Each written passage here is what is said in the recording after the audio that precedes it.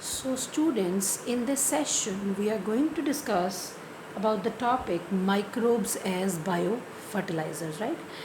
In our last video, we have discussed how microorganisms are used as biocontrol agents, right? How microbes helps in control of pests and disease causing organisms, right? In this video we are going to discuss how microorganisms are used as fertilizer. Students ਦੇਖੋ, ਅਸੀਂ ਅੱਜ ਕੱਲ੍ਹ ਕੀ ਕਰਦੇ ਹਾਂ, ਆਪਣੀ agriculture ਦੇ ਵਿੱਚ ਆਪਣੀ ਕ੍ਰੌਪਸ ਦੀ ਫਰਟੀਲਿਟੀ ਨੂੰ ਇਨਕਰੀਜ਼ ਕਰਨ ਲਈ ਵੀ ਯੂਜ਼ ਵੈਰਾਈਟੀ ਆਫ ਕੈਮੀਕਲਸ।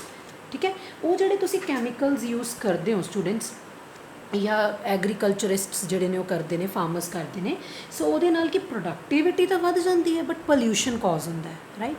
ਅਸੀਂ ਆਲਰੇਡੀ ਇੱਕ ਇਨਵਾਇਰਮੈਂਟਲ ਵਾਲੇ ਯੂਨਿਟ ਦੇ ਵਿੱਚ ਇੱਕ ਚੈਪਟਰ ਦੇ ਵਿੱਚ ਬਾਇਓ ਮੈਗਨੀਫਿਕੇਸ਼ਨ ਨਾਮ ਦਾ ਟੌਪਿਕ ਪੜ੍ਹਿਆ ਸੀ, ਜਿਸ 'ਚ ਅਸੀਂ ਪੜ੍ਹਿਆ ਸੀ ਕਿ ਜਦੋਂ ਇੱਕ ਵਾਰ ਇਹੋ ਜਿਹੇ chemicals when they enter in our food chain ਤਾਂ ਉਹਨਾਂ ਦੀ ਜਿਹੜੀ ਕੰਸਨਟ੍ਰੇਸ਼ਨ ਹੈ one trophic level after the other trophic level, ਜਦੋਂ ਅਸੀਂ ਇੱਕ ਟ੍ਰੋਫਿਕ ਲੈਵਲ ਤੋਂ ਮੂਵ ਕਰਦੇ ਹਾਂ to the other trophic level, what we see ਉਹਨਾਂ ਦੀ ਕੰਸਨਟ੍ਰੇਸ਼ਨ ਵੱਧਦੀ ਹੈ ਅਤੇ ਉਹ ਪੂਰੀ ਦੀ ਪੂਰੀ ਫੂਡ ਚੇਨ ਨੂੰ ਡਿਸਟਰਬ ਕਰਦੀ ਹੈ।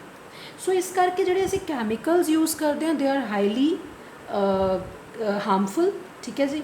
ਸੋ ਉਹ ਪੋਲਿਊਸ਼ਨ ਕਾਜ਼ ਕਰਦੇ ਆ, ਨਾਟ ਇਨ ਦਾ ਏਅਰ, ਇਨ ਦਾ ਵਾਟਰ, ਇਨ ਦਾ ਸੋਇਲ, ਠੀਕ ਹੈ ਜੀ।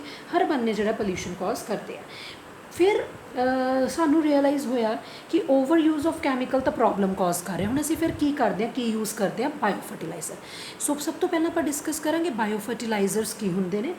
ਇਹ ਉਹ ਮਾਈਕਰੋ ਆਰਗੈਨਿਜ਼ਮਸ ਨੇ ਜਿਹੜੇ ਸੋਇਲ ਦੇ ਵਿੱਚ ਨਿਊਟਰੀਐਂਟਸ ਨੂੰ ਐਨਰਿਚ ਕਰਦੇ ਆ, ਜਿਹੜੇ ਸੋਇਲਸ ਦੇ ਵਿੱਚ ਨਿਊਟਰੀਐਂਟ ਦੀ ਕੰਸਨਟ੍ਰੇਸ਼ਨ ਨੂੰ ਵਧਾਉਂਦੇ ਹੈ ਬਾਈ ਐਨਹੈਂਸਿੰਗ ਦਾ ਅਵੇਲੇਬਿਲਿਟੀ ਆਫ ਨਿਊਟਰੀਐਂਟਸ। ਜਿਵੇਂ ਮੈਂ ਤੁਹਾਨੂੰ ਸਮਝਾਉਂਦੀ ਹਾਂ, ਸਾਡੀ ਏਅਰ ਦੇ ਵਿੱਚ 78% ਨਾਈਟ੍ਰੋਜਨ ਪ੍ਰੈਜ਼ੈਂਟ ਹੈ, ਬਟ ਜਿਹੜੇ ਪਲਾਂਟਸ ਨੇ ਉਹ ਆਪਣੇ ਆਪ ਨਾਈਟ੍ਰੋਜਨ ਨੂੰ ਫਿਕਸ ਜਾਂ ਨਾਈਟ੍ਰੋਜਨ ਨੂੰ ਐਬਜ਼ੋਰਬ ਨਹੀਂ ਕਰ ਸਕਦੇ।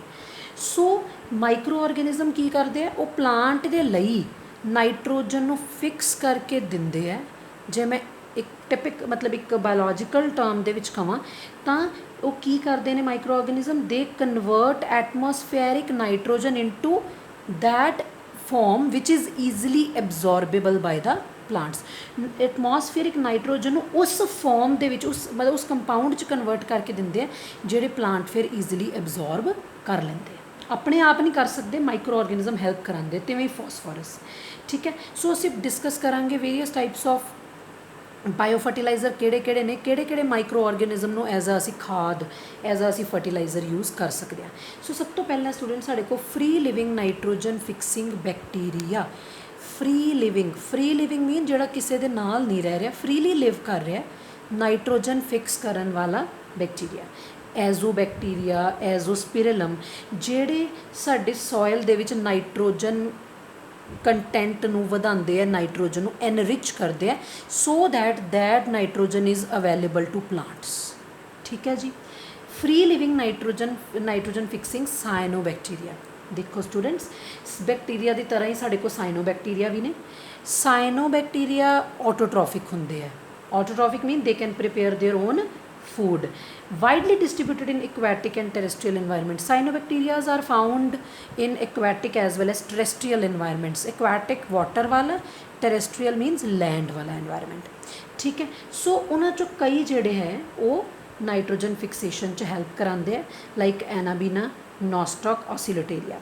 Specially if we talk about paddy fields, ਝੋਨੇ ਦੀ ਜਿਹੜੀ ਫੀਲਡ ਹੁੰਦੀ ਜਿੱਥੇ ਤੁਸੀਂ ਝੋਨਾ ਉਗਾਉਂਦੇ ਹੋ, cyanobacteria serve as an important bio fertilizer. Cyanobacteria ਉੱਥੇ ਕੀ ਕਹਿੰਦੇ ਨੇ, ਬਾਇਓ ਫਰਟੀਲਾਈਜ਼ਰ ਦੀ ਤਰ੍ਹਾਂ ਕੰਮ ਕਰਦੇ ਨੇ। ਪਰ ਵੈਸੇ ਸਟੂਡੈਂਟਸ ਇੱਕ ਮੈਂ ਤੁਹਾਨੂੰ ਹੋਰ ਗੱਲ ਦੱਸਦਾ, ਬਲੂ ਗ੍ਰੀਨ ਐਲਗਾ ਇੱਕ ਪੋਪੂਲਰ ਬਾਇਓ ਫਰਟੀਲਾਈਜ਼ਰ ਨਹੀਂ ਹੈ, ਕਿਉਂਕਿ ਉਹ ਇੱਕ ਮਿਊਸਿਲੇਜਨਸ ਚਿਪਚਿਪਾ ਸਬਸਟਾਂਸ ਕ੍ਰੀਏਟ ਕਰਦਾ, ਜਿਹਦੇ ਕਰਕੇ ਸਾਡੀਆਂ ਫੀਲਡਸ ਦੇ ਵਿੱਚ ਸਲਿਪਰੀ ਹੋ ਜਾਂਦੀ ਹੈ, ਤਾਂ ਫਿਰ ਸਲਿਪਰੀ ਤਾਂ ਹਾਰਮਫੁਲ ਹੈ, ਗਲਤ ਹੈ। ਸੋ ਇਸ ਕਰਕੇ it's not that popular, blue green alga is not that popular as a bio fertilizer, ਠੀਕ ਹੈ। ਸੋ ਨੈਕਸਟ ਹੈ ਸਿੰਬਾਇਓਟਿਕ ਨਾਈਟ੍ਰੋਜਨ ਫਿਕਸਿੰਗ ਬੈਕਟੀਰੀਆ। ਬੇਟਾ ਸਿੰਬਾਇਸਿਸ ਰਿਲੇਸ਼ਨਸ਼ਿਪ ਅਸੀਂ ਆਲਰੇਡੀ ਪੜ੍ਹ ਚੁੱਕੇ ਹਾਂ। ਸਿੰਬਾਇਸਿਸ ਕੀ ਹੁੰਦਾ ਹੈ, ਵੈਨ ਟੂ ਆਰਗੈਨਿਜ਼ਮ ਦੇ ਲਿਵ ਇਨ ਮਿਊਚੁਅਲੀ ਬੈਨੀਫੀਸ਼ੀਅਲ ਰਿਲੇਸ਼ਨਸ਼ਿਪ। ਉਹ ਐਸੇ ਰਿਲੇਸ਼ਨਸ਼ਿਪ 'ਚ ਰਹਿੰਦੇ ਕਿ ਉਹ ਆਪਸ 'ਚ ਇੱਕ ਦੂਜੇ ਨੂੰ ਬੈਨੀਫਿਟ ਦਿੰਦੇ ਆ। ए ਦਾ ਬੈਨੀਫਿਟ B ਨੂੰ ਹੁੰਦਾ, B ਦਾ ਬੈਨੀਫਿਟ A ਨੂੰ ਹੁੰਦਾ, ਠੀਕ ਹੈ।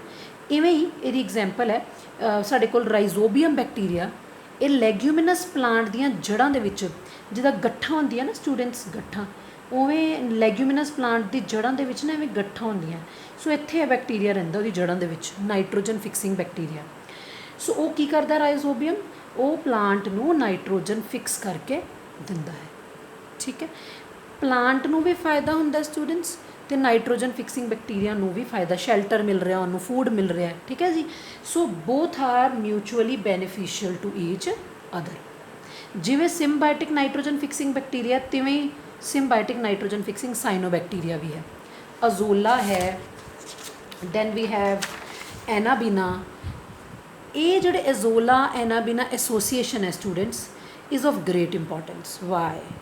ਐਜ਼ੋਲਾ ਇੱਕ ਫ੍ਰੀ ਫਲੋਟਿੰਗ ਟੈਰੀਡੋਫਾਈਟ ਹੈ, ਪਲਾਂਟੀ ਦਾ ਮੈਂਬਰ ਹੋ ਗਿਆ। ਐਨਾਬੀਨਾ ਇੱਕ ਸਿੰਬਾਇਟਿਕ ਸਾਈਨੋਬੈਕਟੀਰੀਆ ਹੈ। ਸੋ ਕੀ ਸਾਨੂੰ ਸਮਝ ਲੱਗੀ ਇੱਥੇ? ਇਹ ਸਮਝ ਲੱਗੀ ਕਿ ਜਿਹੜਾ ਇਹਨਾਂ ਦਾ ਐਸੋਸੀਏਸ਼ਨ ਹੈ, ਸਿੰਬਾਇਟਿਕ ਰਿਲੇਸ਼ਨਸ਼ਿਪ ਹੈ, ਕਿਹਦੀ ਕਿਹਦੀ? ਐਜ਼ੋਲਾ ਦੀ ਅਤੇ ਐਨਾਬੀਨਾ ਦੀ, ਠੀਕ ਹੈ ਜੀ।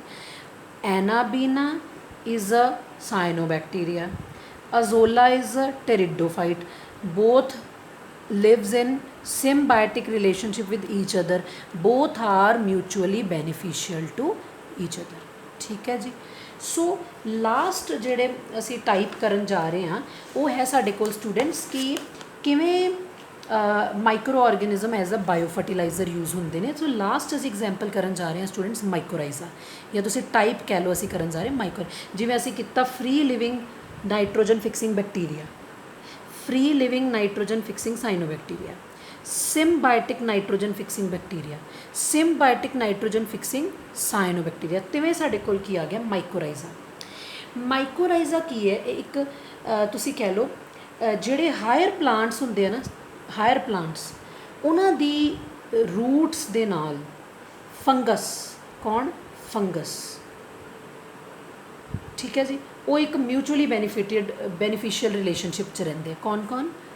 Fungus with the roots of higher plants, ਠੀਕ ਹੈ ਜੀ। ਹੁਣ ਹੈ ਇੱਥੇ ਕੀ ਹੈ? ਜਿਵੇਂ ਐਗਜ਼ਾਮਪਲ ਹੈ ਮੈਨੀ ਮੈਂਬਰਸ ਆਫ ਜੀਨਸ ਗਲੋਮਸ ਫਾਰਮਸ ਮਾਈਕੋਰਾਈਜ਼ਾ, ਮਤਲਬ ਜੀਨਸ ਹੈਗੀ ਗਲੋਮਸ, ਇਹ ਮਾਈਕੋਰਾਈਜ਼ਾ ਬਣਾਉਂਦੇ ਆ। ਪਲਾਂਟਸ ਜਿਨ੍ਹਾਂ ਦੇ ਨਾਲ ਇਹ ਰਹਿੰਦੇ ਨੇ, ਹੁਣ ਅਸੀਂ ਕੀ ਦੇਖਾਂਗੇ? ਦੇਖੋ, ਜਿਹੜੇ ਪਲਾਂਟਸ ਦੇ ਜੜ੍ਹਾਂ ਦੇ ਵਿੱਚ ਇਹ ਫੰਗਸ ਰਹਿੰਦੀ ਹੈ, ਉਹ ਜਿਹੜੇ ਪਲਾਂਟਸ ਨੇ ਉਹ ਦੇ ਆਰ ਰੈਜ਼ਿਸਟੈਂਟ ਟੂ, ਮਤਲਬ ਹੁਣ ਉਹਨਾਂ ਦੀ ਪਲਾਂਟਸ ਦੇ ਵਿੱਚ ਰੂਟ ਬੋਰਨ ਪੈਥੋਜਨ ਨਹੀਂ ਆਉਣਗੇ, ਉਹ ਸੈਲਾਈਨ ਅਤੇ ਸੋਕੇ ਨੂੰ ਵੀ ਟੋਲਰੇਟ ਕਰ ਲੈਣਗੇ। ਇਹਦੇ ਨਾਲ ਕਿ ਓਵਰਆਲ ਪਲਾਂਟ ਦੀ ਗਰੋਥ ਅਤੇ ਡਿਵੈਲਪਮੈਂਟ ਨੂੰ ਫਾਇਦਾ ਹੋਊਗਾ। ਤੁਸੀਂ ਬੈਨੀਫਿਟ ਦੇਖ ਰਹੇ ਹੋ ਕਿ ਅਸੀਂ ਹੁਣ ਇੱਕ ਹੋਰ ਐਗਜ਼ਾਮਪਲ ਦੇ ਹੋਰ ਅਸੀਂ ਪੁਆਇੰਟ ਡਿਸਕਸ ਕਰਾਂਗੇ, ਜਿਸ ਵਿੱਚ ਦੇਖਾਂਗੇ ਕਿ ਹਾਇਰ ਪਲਾਂਟ ਦੀਆਂ ਜੜ੍ਹਾਂ, ਮਤਲਬ ਹਾਇਰ ਪਲਾਂਟ ਕਿਵੇਂ ਬੈਨੀਫੀਸ਼ੀਅਲ ਹੈ ਅਤੇ ਫੰਗਸ ਕਿਵੇਂ ਬੈਨੀਫੀਸ਼ੀਅਲ ਹੈ। ਦੋਨੋਂ ਸਿੰਬਾਇਟਿਕ ਰਿਲੇਸ਼ਨਸ਼ਿਪ 'ਚ ਰਹਿੰਦੇ ਨੂੰ ਮਾਈਕੋਰਾਈਜ਼ਾ ਕਹਿੰਦੇ ਆ। ਹੈ ਕਿ ਮਾਈਕੋਰਾਈਜ਼ਾ ਇੱਕ ਐਸੋਸੀਏਸ਼ਨ ਹੈ, ਮਿਊਚੁਅਲੀ ਬੈਨੀਫਿਟਡ ਐਸੋਸੀਏਸ਼ਨ ਫੰਗਸ ਦੀ ਕਿਹਦੇ ਨਾਲ? ਰੂਟਸ ਆਫ ਹਾਇਰ ਪਲਾਂਟਸ ਦੇ ਨਾਲ, ਠੀਕ ਹੈ ਜੀ। ਸੋ ਇੱਥੇ ਹੁਣ ਅਸੀਂ ਕੁਛ one by one after the other ਅਸੀਂ ਐਡਵਾਂਟੇਜਸ ਡਿਸਕਸ ਕਰਾਂਗੇ ਕਿ ਐਡਵਾਂਟੇਜਸ ਕੀ ਨੇ ਇਸ ਮਾਈਕੋਰਾਈਜ਼ਲ ਐਸੋਸੀਏਸ਼ਨ ਦੇ। ਜਿਵੇਂ ਮੈਂ ਤੁਹਾਨੂੰ ਹੁਣੇ ਕਹਿ ਕੇ ਹਟੀ ਹਾਂ ਕਿ roots of higher plants means higher plants ਨੂੰ ਕੀ ਬੈਨੀਫਿਟ ਹੈ ਅਤੇ ਫੰਗਸ ਨੂੰ ਕੀ ਬੈਨੀਫਿਟ ਹੈ, ਅਸੀਂ one after the other discuss ਕਰਦੇ ਹਾਂ। ਸੋ ਦੇਖੋ ਸਰ, ਸਭ ਤੋਂ ਪਹਿਲੀ, ਅੱਛਾ ਇੱਕ ਮੈਂ ਤੁਹਾਨੂੰ ਇੱਥੇ ਇੱਕ ਐਗਜ਼ਾਮਪਲ ਹੋਰ ਦੇ ਕੇ ਪਹਿਲਾਂ ਐਡਵਾਂਟੇਜਸ ਡਿਸਕਸ ਕਰਨ ਤੋਂ ਪਹਿਲਾਂ ਦੱਸਦਾ ਕਿ ਪਾਈਨਸ ਪੇੜ ਹੁੰਦੇ, ਤੁਸੀਂ ਸੁਣਿਆ ਹੋਣਾ, ਠੀਕ ਹੈ ਜੀ।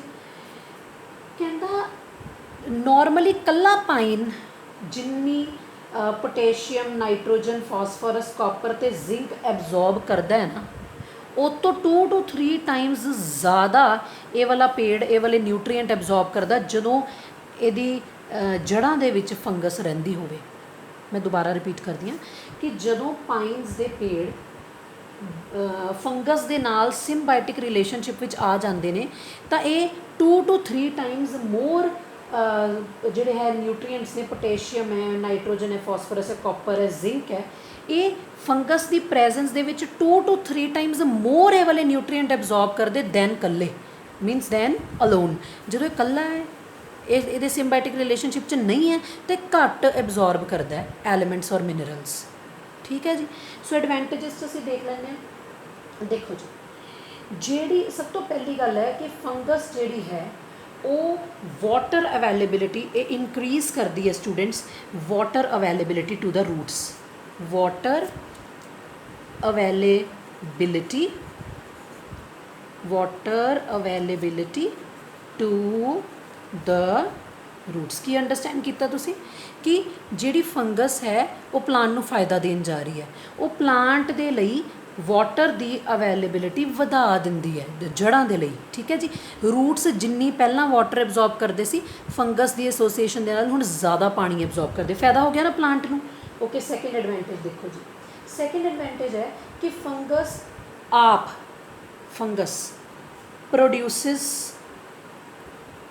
ग्रोथ हार्मोन्स फंगस की पैदा करती है ग्रोथ हार्मोन्स की समझ लगी फंगस ने ग्रोथ हार्मोन्स पैदा कीतियां ਜਿਹੜੀਆਂ ਫਰਦਰ ਕਿਹਨੂੰ ਫਾਇਦਾ ਦੇਣ ਵਾਲੀਆਂ ਪਲਾਂਟਸ ਨੂੰ ਆਪਾਂ ਪਲਾਂਟ ਗਰੋਥ ਰੈਗੂਲੇਟਰਸ ਪੜ੍ਹੇ ਆ ਨਾ ਬਸ ਫੰਗਸ ਜਿਹੜੀ ਹੈ ਉਹ ਕਈ ਤਰ੍ਹਾਂ ਦੇ ਗਰੋਥ ਹਾਰਮੋਨਸ ਪੈਦਾ ਕਰਦੀ ਹੈ ਫਿਰ ਕਿਹਨੂੰ ਫਾਇਦਾ ਹੋਇਆ ਪਲਾਂਟ ਨੂੰ ਗਰੋਥ ਹਾਰਮੋਨ ਮਿਲ ਕੇ ਪਲਾਂਟ ਦੀ ਗਰੋਥ ਵਧੇਗੀ ਠੀਕ ਹੈ ਜੀ ਸੋ ਨੈਕਸਟ ਅਸੀਂ ਐਡਵਾਂਟੇਜ ਕਰਾਂਗੇ ਧਿਆਨ ਨਾਲ ਸੁਣੋ ਇਹ ਜਿਹੜੀ ਫੰਗਸ ਹੈ ਐਂਟੀ ਮਾਈਕਰੋਬੀਅਲ ਸਬਸਟੈਂਸ ਪੈਦਾ ਕਰਦੀ ਹੈ ਫੰਗਸ ਕੀ ਪੈਦਾ ਕਰਦੀ ਹੈ ਐਂਟੀ ਮਾਈਕਰੋਬੀਅਲ ਸਬਸਟੈਂਸ ਫਾਇਦਾ ਹੋ ਗਿਆ ਨਾ ਪਲਾਂਟਸ ਨੂੰ ਐਂਟੀ ਮਾਈਕਰੋਬੀਅਲ ਸਬਸਟੈਂਸ ਕੀ ਕਰੇਗਾ ਮਾਈਕਰੋ ਆਰਗੈਨਿਜ਼ਮ ਮਾਈਕਰੋਬਸ ਨੂੰ ਪੈਦਾ ਨਹੀਂ ਹੋਣ ਦੇਗਾ ਉੱਥੇ ਤਾਂ ਜੜ੍ਹਾਂ ਜਿਹੜੀਆਂ ਉਹ ਡਿਜ਼ੀਜ਼ਸ ਤੋਂ ਪ੍ਰੋਟੈਕਟ ਹੋ ਜਾਏਗੀ ਪੈਥੋਜਨਸ ਤੋਂ ਪ੍ਰੋਟੈਕਟ ਹੋ ਜਾਏਗੀ ਫੰਗਸ ਐਂਟੀ ਮਾਈਕਰੋਬੀਅਲ ਸਬਸਟੈਂਸਿਸ ਛੱਡਦੇ ਆ ਜਿਹੜੇ ਰੂਟਸ ਨੂੰ ਪ੍ਰੋਟੈਕਟ ਕਰਦੇ ਆ ਫਰੋਮ